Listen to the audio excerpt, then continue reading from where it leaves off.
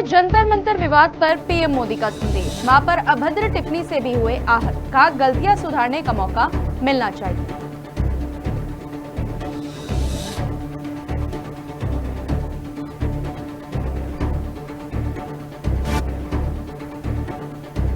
कश्मीर के कुलगाम में target killing, 2 प्रवासी मजदूरों की हत्या के बाद आतंकियों की तलाश तेज। लश्कर के शैडो ग्रुप टीआरएफ ने ली जिम्मेदारी।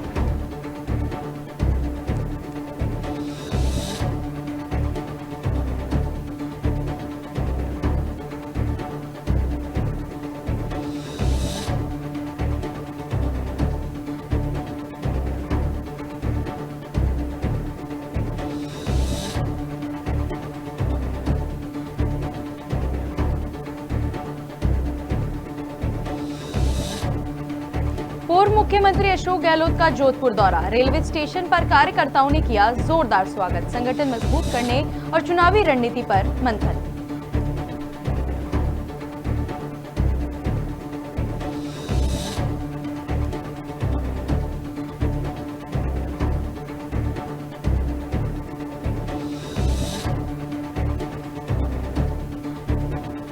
बारां में चाकूबाजी से फैली सनसनी, पुरानी रंजिश के चलते 2 युवकों पर हमला, एक की मौके पर मौत, दूसरा गंभीर घायल।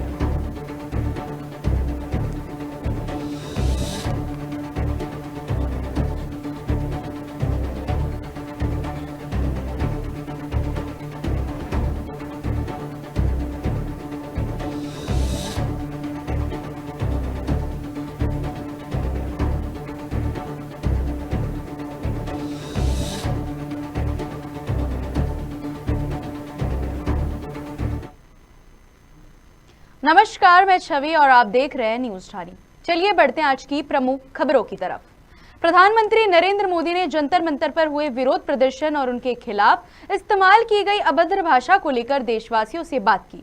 शुक्रवार देर रात इंस्टाग्राम पर जारी वीडियो संदेश में पीएम मोदी ने कहा कि कुछ लोगों ने उनके और उनकी दिवंगत मां के लिए ऐसे शब्दों का इस्तेमाल किया जो किसी भी सभ्य समाज में स्वीकार्य नहीं है। हालांकि उन्होंने कहा कि वह इसे अलग नजरिए से देखते हैं और इन बच्चों को सजा देने के बजाय उन्हें सही रास्ता दिखाना चाहते हैं। पीएम मोदी ने कहा कि बचपन में गलतियां होती है, लेकिन उन्हें सुधारने का मौका भी मिलना चाहिए। उन्होंने समाज से अपील की कि गुस्से के बजाय भटके हुए युवाओं को समझाने का प्रयास करें। पीएम मोदी ने कहा कि अदालतों की कार्रवाई समाज से दूर करने से हालत नहीं बदलेंगे। अपनी बात समझाते हुए उन्होंने कहा कि जैसी जीभ पर चोट लगने पर हम दांत नहीं तोड़ते, क्योंकि दोनों हमारे अपने हैं, वैसे ये बच्चे भी हमारे हैं। पीएम मोदी ने युवाओं से गलतियों से सीखने और देश के विकास में योगदान देने की अपील की। उनके इस वीडियो संदेश का सोशल मीडिया पर तेजी से प्रतिक्रिया मिली है और कुछ ही समय में लाखों लोगों ने इसे पसंद भी किया है।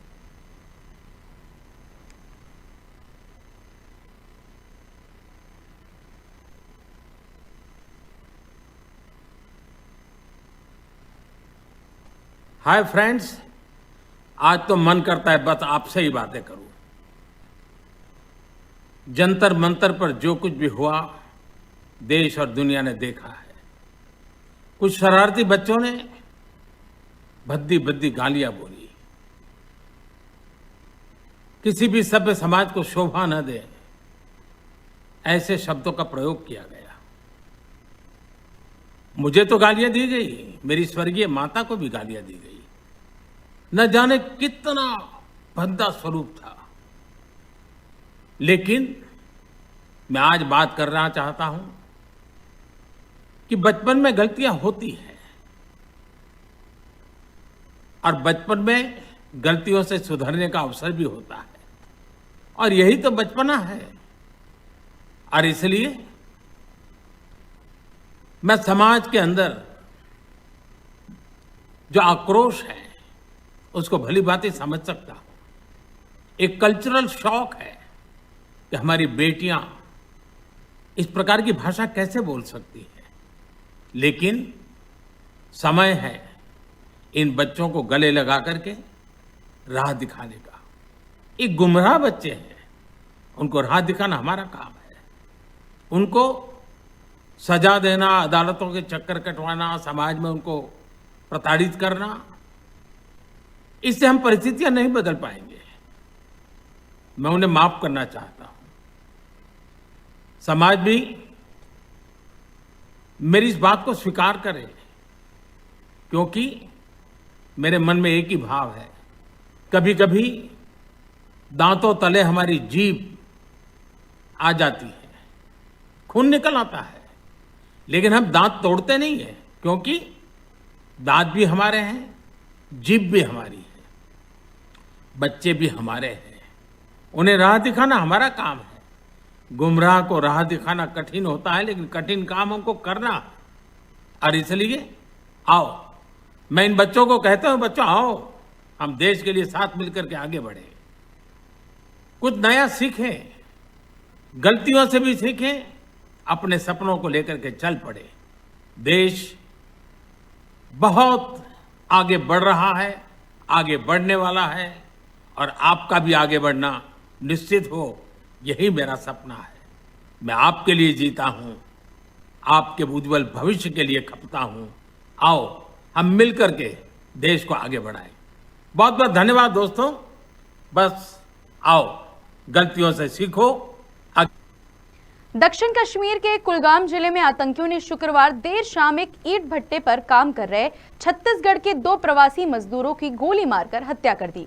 यह हमला कुलगाम से करीब 20 किलोमीटर दूर केलम इलाके में हुआ, जहां आतंकियों ने पहले मजदूरों से उनके नाम पूछे और फिर समूह से अलग कर दीपक रात्रे और भूपेंद्र को निशाना बनाया। दीपक की मौके पर ही मौत हो गई, जबकि गंभीर रूप से घायल भूपेंद्र ने श्रीनगर के स्किम्स अस्पताल में इलाज के दौरान दम तोड़ दिया। अधिकारियों के मुताबिक वारदात से पहले आतंकियों ने इलाके की रेकी की थी और हमले में 3 से 4 गोलियां चलाई। घटना के बाद सुरक्षा बलों ने पूरे इलाके को घेर लिया है और आतंकियों की तलाश में अभियान जारी है। जांच एजेंसियों को हमले में एक स्थानीय और एक पाकिस्तानी आतंकी के शामिल होने का शक है, जबकि मोहम्मद लतीफ नाम के संदिग्ध की भूमिका की जांच की जा रही है। आतंकी संगठन लश्कर तैयबा के shadow group the residence front ने हमले की जिम्मेदारी ली है। जम्मू कश्मीर के उपराज्यपाल मनोज सिन्हा ने वारदात की कड़ी निंदा करते हुए सुरक्षा बलों को आतंकियों के खिलाफ कार्रवाई तेज करने के निर्देश दिए हैं।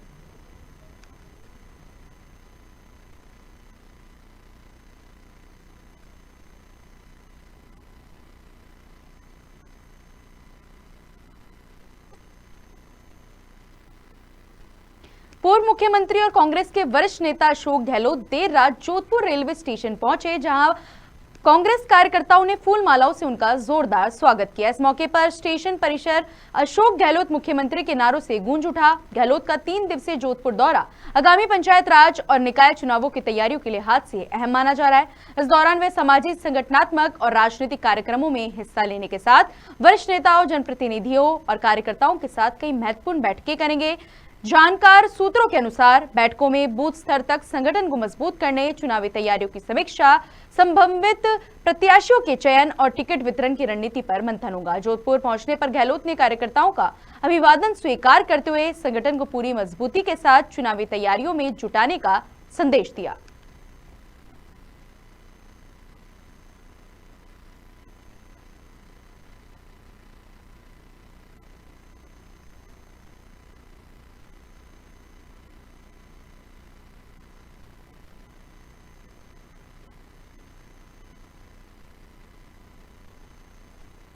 बारां जिले के अटरू थाना क्षेत्र के मोटपुर स्थित महात्मा गांधी विद्यालय में शिक्षकों की कमी को लेकर छात्र छात्राओं ने सड़क पर धरना प्रदर्शन किया। विद्यार्थियों का कहना है कि स्कूल को इंग्लिश मीडियम बनाए जाने के बाद पिछले करीब 4 वर्षों से कई शिक्षक पद खाली है, जिससे पढ़ाई प्रभावित हो रही है। छात्रों ने विद्यालय को फिर से हिंदी मीडियम करने और शिक्षकों की नियुक्ति की मांग उठाई। प्रदर्शन की सूचना पर थानाधिकारी कमल सिंह मौके पर पहुंचे और समझाइश के बाद छात्रों को सड़क से हटाकर किनारे बैठाया, लेकिन उन्होंने धरना जारी रखा। अब मामले के समाधान के लिए ब्लॉक शिक्षा अधिकारी को मौके पर बुलाकर छात्रों से वार्ता की जा रही है।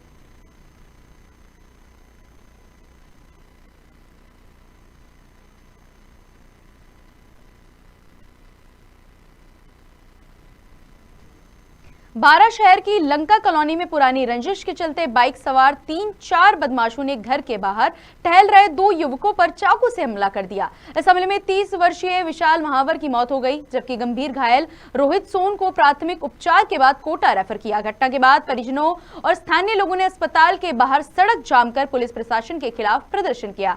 आरोपियों की जल्द गिरफ्तारी और बढ़ते अपराधों पर सख्त कार्रवाई की मांग की जा रही है। सूचना पर डीएसपी रोहिताश्व देवंदा सहित पुलिस अधिकारी मौके पर पहुंचे। पुलिस ने मामला दर्ज कर विशेष टीमें गठित की है और आरोपियों की तलाश में लगातार दबिश दी जा रही है।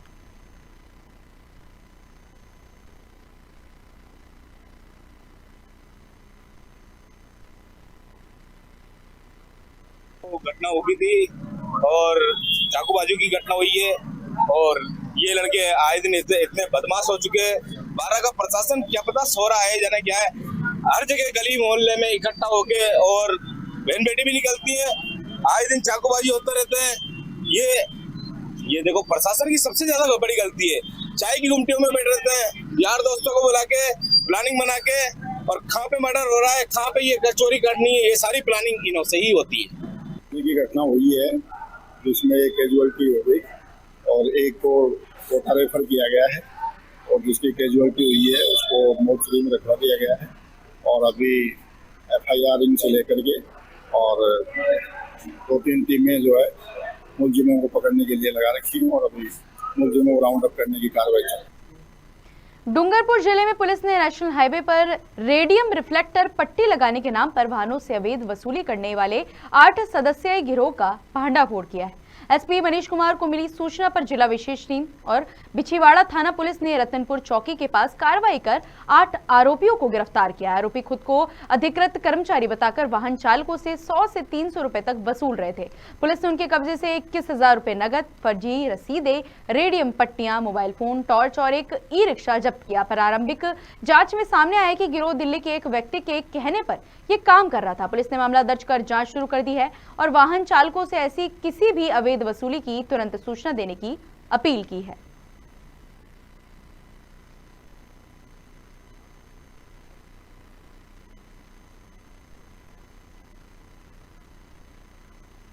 जुलाई 2026 को श्रीमान पुलिस अधीक्षक महोदय डूंगरपुर द्वारा तीसरी आंख जो एक नंबर जारी किया गया है उस पर एक गोपनीय सूचना मिली थी कि रतनपुर चौकी की तरफ उदयपुर से जाने वाले रास्ते पे कुछ लोग वाहन मालिकों को डरा धमका के और उनसे रेडियम प्लेट लगाने के नाम पे अवैध वसूली कर रहे हैं। सूचना पर डीएसटी टीम और जिला डूंगरपुर के बिछवाड़ा थाने की टीम द्वारा कार्रवाई की गई और कुल 8 लोगों को अवैध वसूली करते हुए गिरफ्तार किया गया है, जिनसे एक अर्टिगा कार और अवैध वसूली के 21,000 रुपए भी बरामद हुए हैं। मुकदमा दर्ज कर लिया गया और इसमें अग्रिम कार्रवाई अनुसंधान करके की जाए। बारां जिले के छबड़ा में तृतीय श्रेणी शिक्षक संघर्ष समिति ने मुख्यमंत्री के नाम उपखंड अधिकारी को ज्ञापन सौंपा, जिससे तृतीय श्रेणी शिक्षकों के स्थानांतरण जल्द शुरू करने की मांग की गई। शिक्षकों का कहना है कि लेवल 1, लेवल 2 पीटीआई और प्रबोधकों के तबादलों पर पिछले 8 वर्षों से रोक लगी है, जबकि अन्य विभागों में नियुक्ति स्थानांतरण हो रही है। उन्होंने बताया कि वर्ष 2008 से नियुक्त कई शिक्षक अब भी गृह जिले में तबादले का इंतजार कर रहे हैं। वर्षों से परिवार से दूर रहने के कारण सामाजिक और आर्थिक परेशानियों का सामना कर रहे हैं। शिक्षकों ने सरकार से स्थानांतरण पर लगी रोक तुरंत हटाने की मांग करते हुए चेतावनी दी कि जल्द निर्णय नहीं हुआ तो प्रदेश भर में गांधीवादी तरीके से आंदोलन किया जाएगा।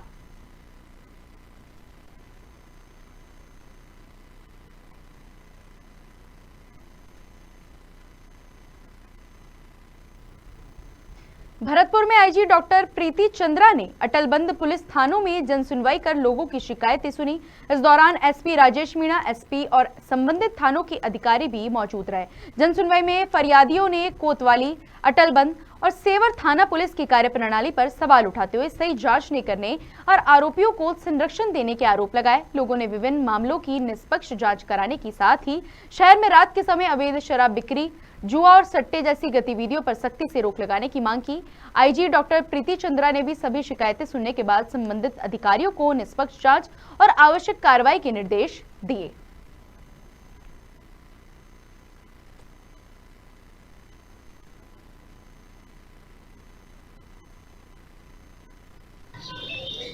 हाँ जी, आज क्योंकि आप जैसे जानते हैं कि मैंने अभी भरतपुर में एज आईजी ज्वाइन किया है, तो जिलों का विजिट चल रहा है। पिछले दिनों हमने डीग ज़िले का विजिट किया था और डीग में जन सुनवाई की थी, सीएलजी की मीटिंग ली थी, वैसे ही आज भरतपुर में भी भरतपुर ज़िले का विजिट किया गया है। यहाँ पुलिस लाइन में संपर्क सभा जवानों की ली गई है, सीएलजी सदस्यों की मीटिंग ली गई है। हमारे जो पुलिस के सहयोगी जो लोग हैं, ग्राम रक्षा दल, सुरक्षा सखी हैं, उन सब से भी बातचीत की गई है, पुलिस मित्रों से बातचीत की गई है और एसपी ऑफिस में जिले के सभी अधिकारियों के साथ जिले की कानून व्यवस्था और क्राइम की स्थिति के ऊपर भी विचार विमर्श किया गया है। कैसे लॉ एंड ऑर्डर की स्थिति से को नहीं बनने देना है, कैसे उससे निपटना है, कैसे क्राइम को कंट्रोल करना है, इस बारे में डिटेल में निर्देश दिए गए हैं। उसके पश्चात अभी आकर हम परिवादियों की जन सुनवाई का यहाँ कार्यक्रम रखा था, तो वही जन सुनवाई था। जैतसर रेलवे स्टेशन पर अधूरे प्लेटफॉर्म विस्तार कार्य के चलते यात्रियों की परेशानी बढ़ गई है। सूरतगढ़ श्रीगंगानगर रेल मार्ग के स्टेशन पर पिछले 3 महीने से काम बंद पड़ा है। 600 मीटर प्लेटफॉर्म बढ़ाने की योजना के तहत ठेकेदार ने सिर्फ दोनों ओर दीवारें खड़ी की हैं, लेकिन बीच में मिट्टी और कंक्रीट की भराई नहीं हुई है। ऐसे में ट्रेन से उतरते समय यात्रियों के गिरने का खतरा बना हुआ है। छोटे प्लेटफॉर्म के कारण सुपरफास्ट ट्रेनों के कोच भी बाहर जाते हैं। स्थानीय लोगों ने रेलवे प्रशासन से जल्द काम पूरे करने और लापरवाह ठेकेदार पर कार्रवाई की मांग की है।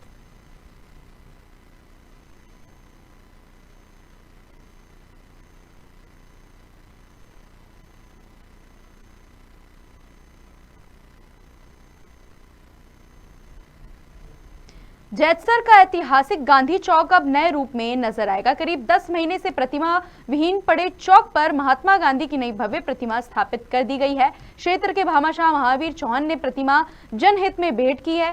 संयुक्त व्यापार संघ के अध्यक्ष हरबंस थरेजा के अनुसार 15 अगस्त को प्रतिमा का अनावरण किया जाएगा। जन सहयोग से चौक का जीर्णोद्धार किया जा रहा है, जिसमें मार्बल, आकर्षक लाइटिंग, फूल पौधों से सजावट सहित करीब 6 से 7 लाख रुपए खर्च होंगे। स्थानीय समाजसेवी इस कार्य को पूरा करने में जुटे हुए हैं।